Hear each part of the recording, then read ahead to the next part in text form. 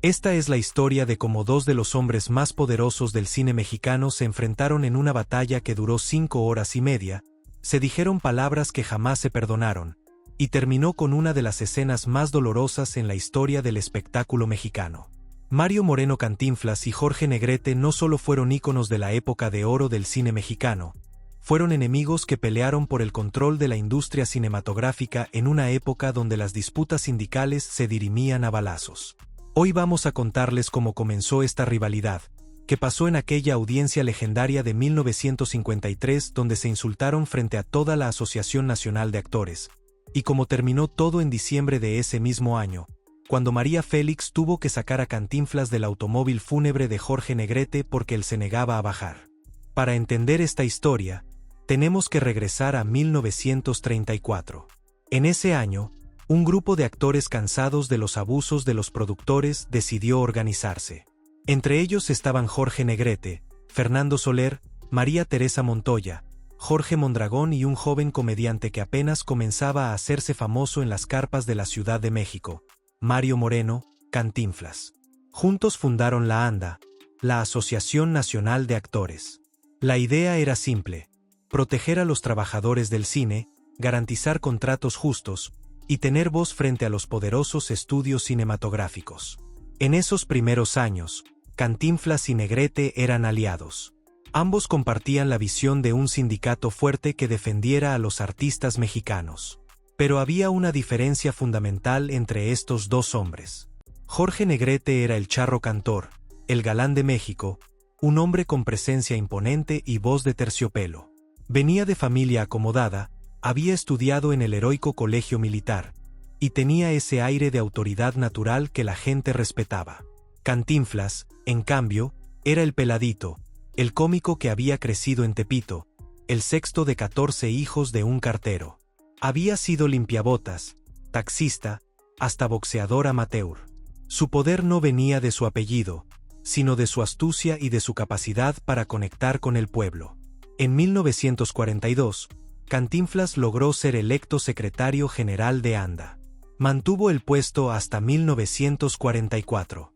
Durante esos años, ejerció el poder con mano firme. Algunos lo admiraban por su dedicación, otros comenzaron a verlo como un hombre que disfrutaba demasiado del control. Para 1945, los dos formaron una alianza más ambiciosa.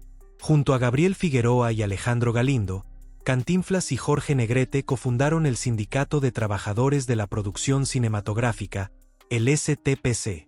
Ya no solo se trataba de los actores, ahora hablamos de técnicos, camarógrafos, iluminadores, todos los trabajadores del cine mexicano bajo un mismo techo. Pero el poder compartido rara vez dura mucho tiempo. Y en el caso de estos dos gigantes del cine mexicano, la convivencia estaba destinada a explotar. A medida que pasaban los años, las ambiciones políticas de ambos hombres comenzaron a chocar. La ANDA no era solo un sindicato, era poder real. Quien controlaba la ANDA controlaba quien trabajaba y quien no en el cine mexicano. Podía hacer o destruir carreras con una sola decisión. Jorge Negrete tenía sus seguidores leales. Era carismático, disciplinado, y su palabra era ley para muchos.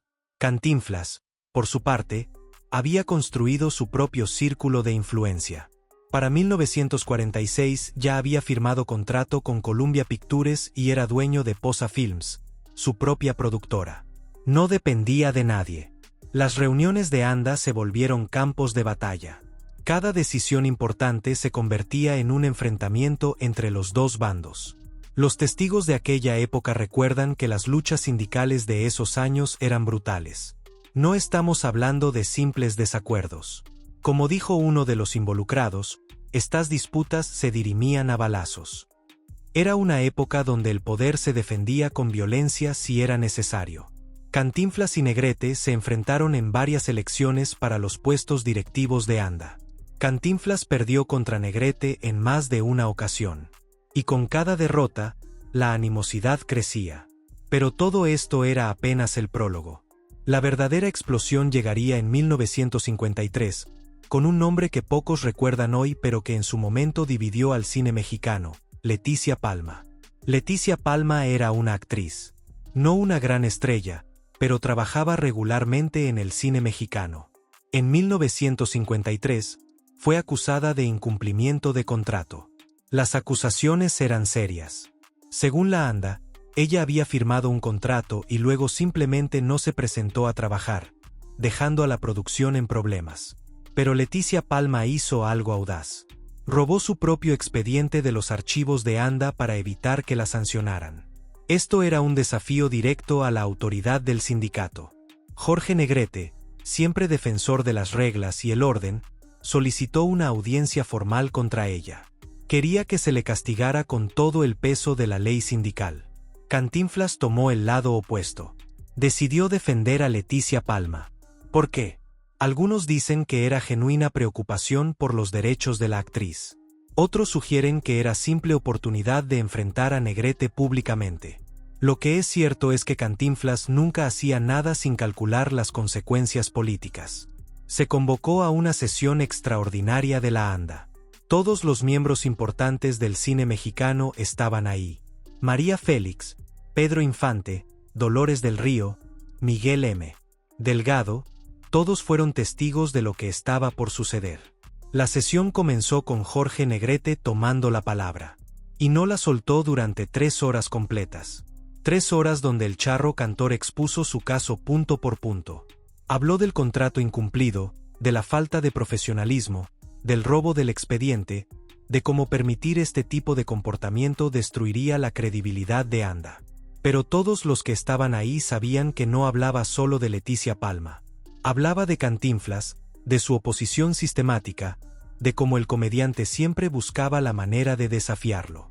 Su voz, esa voz que había enamorado a millones en películas como Allá en el Rancho Grande y Ay Jalisco no te rajes, sonaba con furia contenida. Jorge Negrete no gritaba, no necesitaba hacerlo. Su autoridad llenaba la sala. Cuando finalmente terminó, fue el turno de Cantinflas. Y habló durante 2 horas y media. El comediante usó todas las armas de su arsenal. Usó el humor para desarmar los argumentos de Jorge, usó la lógica retorcida que lo había hecho famoso, cantinfleó como solo él sabía hacerlo. Defendió a Leticia Palma con pasión, argumentó que las acusaciones eran exageradas, que la ANDA estaba siendo injusta, que se trataba de una persecución personal. Pero en algún momento de esas 2 horas y media, la cosa se puso personal. Se sabe que Cantinflas, en un momento de frustración o quizás de estrategia calculada, llamó charro a Jorge Negrete. No lo dijo con admiración. Lo dijo con desprecio, como queriendo decir que Jorge era solo un disfraz, un personaje vacío. Jorge Negrete no se quedó callado. Le respondió llamándolo chango. Chango, el insulto más degradante que le podías decir a alguien en esa época. Insinuaba que Cantinflas no era más que un payaso, un mono haciendo trucos para entretener a las masas. La tensión en esa sala debió ser insoportable. 5 horas y media de 2 titanes del cine mexicano destrozándose mutuamente frente a toda la industria. Los que estuvieron ahí nunca lo olvidaron. Al final, Jorge Negrete ganó la votación. Leticia Palma fue sancionada. Pero ambos hombres salieron de ahí heridos. La relación ya no tenía arreglo. Pasaron solo unos meses. Jorge Negrete estaba en la cúspide de su carrera, pero su salud se deterioraba. Tenía problemas hepáticos severos. Algunos decían que era por el alcohol, otros que era una enfermedad congénita. Lo que nadie sabía es que le quedaba muy poco tiempo. En diciembre de 1953, Jorge Negrete murió. Tenía apenas 42 años. México entero se paralizó. El charro cantor, el ídolo de millones, el hombre que había personificado el orgullo mexicano en docenas de películas, se había ido. Su funeral fue un acontecimiento nacional. Miles de personas llenaron las calles de la Ciudad de México para despedirlo. La ANDA organizó un homenaje oficial. Todos los grandes actores de la época fueron invitados. Pedro Infante estaba ahí, destrozado por la pérdida de su amigo. Dolores del Río, Fernando Soler, toda la aristocracia del cine mexicano rindiendo tributo. Todos menos uno. Cantinflas no asistió al homenaje de la ANDA. Pero cuando llegó el momento del cortejo fúnebre, cuando el cuerpo de Jorge iba a ser trasladado al cementerio, Mario Moreno apareció. y se subió al automóvil fúnebre. María Félix, la doña, la mujer más hermosa del cine mexicano, estaba destruida. Jorge Negrete había sido su esposo desde 1952. Solo tuvieron 1 año y medio de matrimonio antes de que la enfermedad se lo llevara. Ella lo había acompañado hasta el final. Había visto cómo su salud se deterioraba, cómo el hígado le fallaba poco a poco. Y ahora, en el momento más doloroso de su vida, ahí estaba Mario Moreno Cantinflas subiéndose al carro que llevaba el cuerpo de su esposo. María Félix se acercó al automóvil.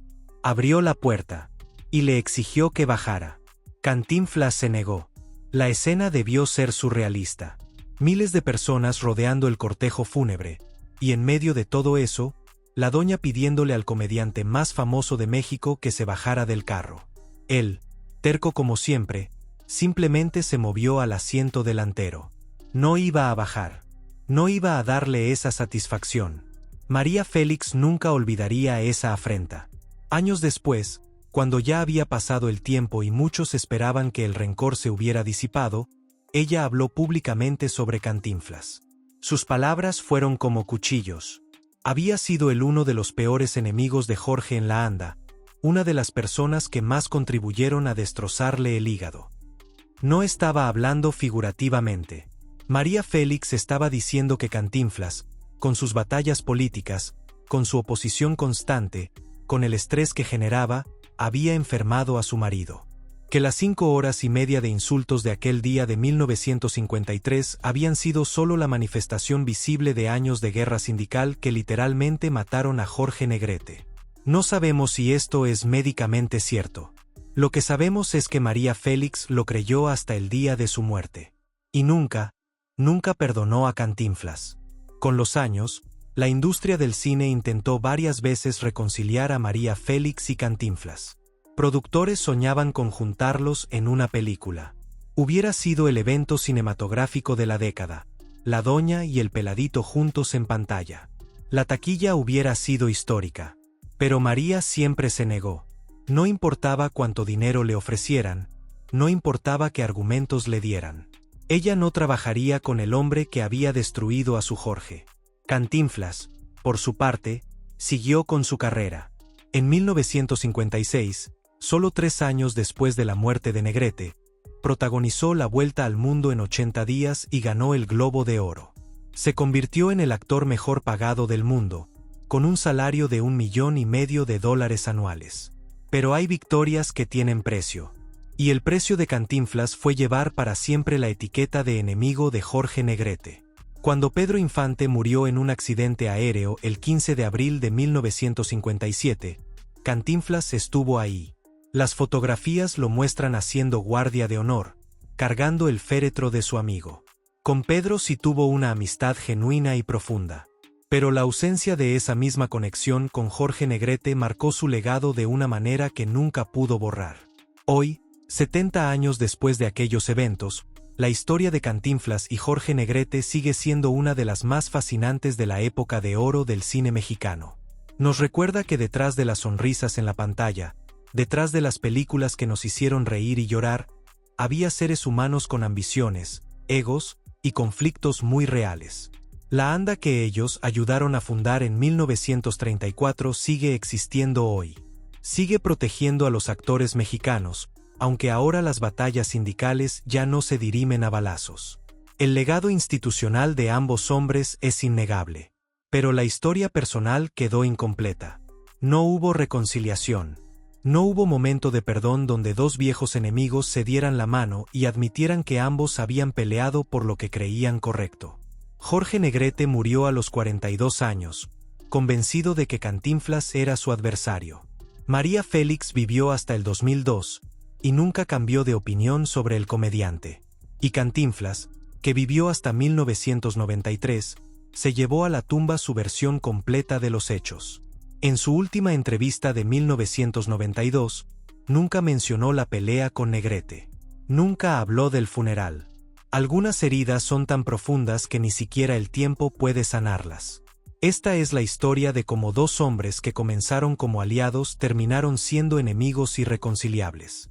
de cómo una disputa sindical sobre una actriz llamada Leticia Palma escaló hasta convertirse en 5 horas y media de insultos que ninguno de los dos perdonaría jamás.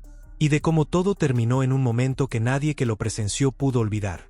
María Félix exigiendo que Cantinflas bajara del automóvil fúnebre de Jorge Negrete, mientras él, terco hasta el final, se negaba a ceder.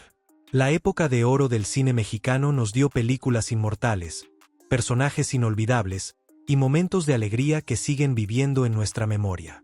Pero también nos dejó estas historias humanas, llenas de pasión, orgullo y conflictos que nos recuerdan que incluso los más grandes tienen sus debilidades.